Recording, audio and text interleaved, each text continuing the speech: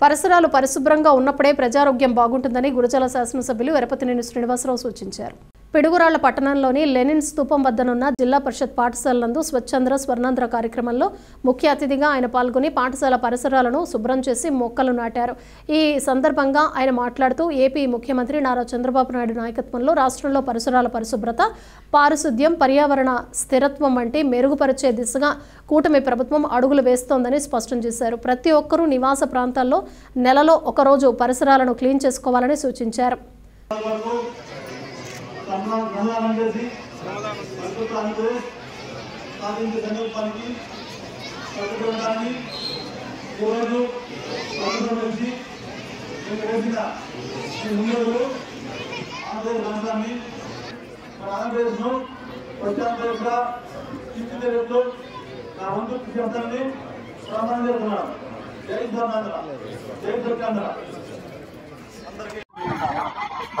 ఆంధ్రప్రదేశ్ ప్రభుత్వం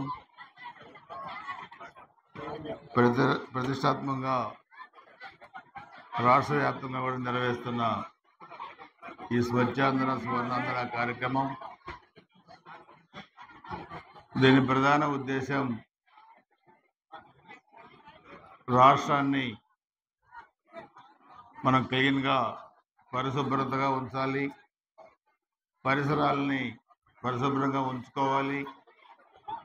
మనిషి ఆరోగ్యాన్ని కాపాడుకోవడంలో పరిసరాల శుభ్రత కూడా చాలా అవసరం. ఇవన్నీ కూడా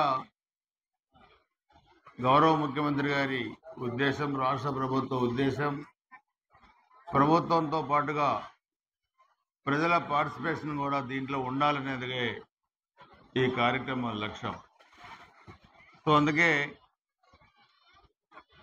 గ్రీనరీ, పచ్చదనం ఉంది. ఇది మనం తెలియకుండానే చెట్లు నరికేస్తూ ఉంటాం, తెలియకుండానే అన్ని ధ్వంసం చేస్తూ ఉంటాం. కానీ మనం పీల్చే ప్రాణవాయువు చెట్ల ద్వారా వస్తుంది, ఆక్సిజన్ అనేది కూడా మనం గుర్తించాం. అదేవిధంగా డ్రైనేజ్ క్లీన్ చేసుకోం. అదేవిధంగా ఎక్కడికక్కడ 14, 19 ఆ రోజు మన ప్రభుత్వంలో మనం చూస్తే అది రాళ్ళు, నడవడానికి వీళ్ళని ప్రదేశంగా ఉన్న టైంలో ఆ రోజు మన రాష్ట్ర ప్రభుత్వం నిధులు తెచ్చి మొత్తం కూడా సిమెంట్ రోడ్లు వేయించాం, డ్రింకింగ్ వాటర్ ఇచ్చాం, డ్రైన్స్ కట్టాం, కరెంటు పోల్స్ ఇచ్చాం, ఇళ్ళు ఇచ్చాం. సో గత 19-24 మధ్య పిడుగురాళ్ళ అభివృద్ధి అనేది ఎక్కడా జరగల. మరలా మనం ఇప్పుడు వచ్చిన తర్వాత మీ అందరి ఆశీస్సులతో మన ప్రభుత్వం వచ్చిన తర్వాత మరలా ఈరోజు పిడుగురాళ్ళ అభివృద్ధి జరుగుతుంది. అందుకే ముఖ్యమంత్రి గారు ఎప్పుడు చెప్తుంటారు, అభివృద్ధి అనేది ఒక నిరంతర ప్రక్రియ. మనం ఒక పని చేసుకుంటా పోతూ ఉంటాం, మళ్ళీ ఇంకో పని వస్తూ ఉంటుంది.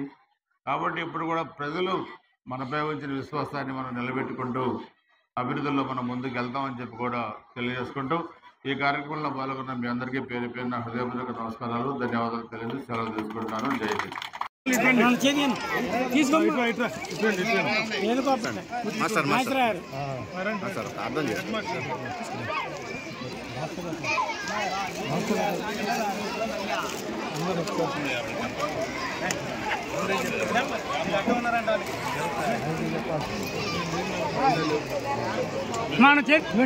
ఇవ్వండి